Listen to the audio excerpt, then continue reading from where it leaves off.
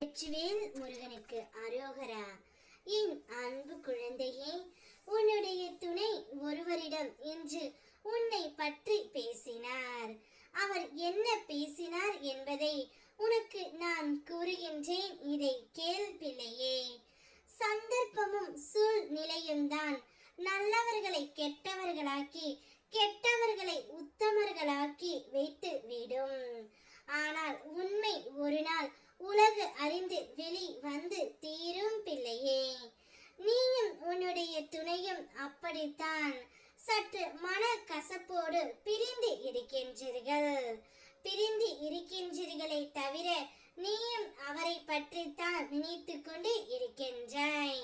உன்னுடைய துணையும் உன்னை பற்றி நினைத்து கொண்டு இருக்காமல் உன் துணை இவரிடம் உன்னை பற்றி பேசினார்.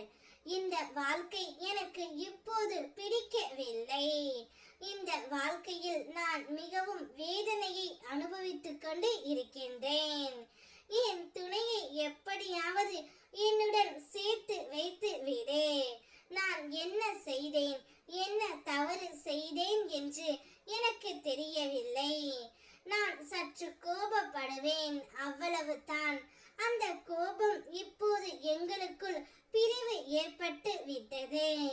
அந்த பிரிவினால் நான் மிகவும் கஷ்டப்படுகின்றேன். அவளை நினைத்து என்னால் உண்ணவும் முடியவில்லை, சரியாக உறங்கவும் முடியவில்லை.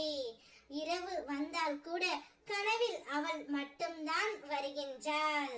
இவ்வாறு எல்லாம் உன்னுடைய துணை அவருடைய நெருங்கிய நண்பரிடம் உன்னை பற்றி பேசிக்கொண்டே இருக்கின்றார். உன்னுடைய மன வேதனை எனக்கு புரிந்தது.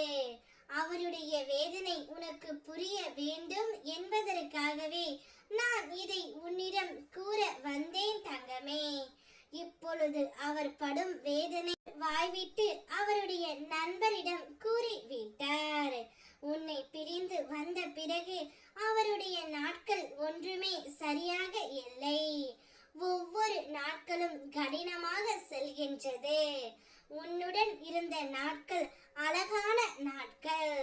அந்த நாட்களை எண்ணி எண்ணி மனம் வருந்திக் கொண்டு இருக்கின்றார். இவ்வாறை பார்க்க எனக்கே கஷ்டமாக இருக்கின்றது தங்கமே.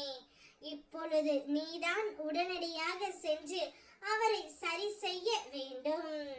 அவருடைய எண்ணங்கள் என்ன என்பதை நான் உன்னிடம் கூறிவிட்டேன். அவர் இப்பொழுதும் எப்பொழுதும் உன்னை மட்டுமே நேசிக்கின்றார். நீ மட்டுமே அவருக்கு பொருத்தமான ஜோடி. உன்னை விட்டு அவர் இனி எங்கும் செல்ல மாட்டார். இனி வாழ்ந்தால் உன்னோடு மட்டும்தான் என்ற முடிவையும் அவர் எடுத்து விட்டார். நீங்கள் இருவரும் இனி சந்தோஷமாக வாழப் போகின்றீர்கள். வேல்வேல் வெற்றிவேல் முருகனுக்கு அரோகரா.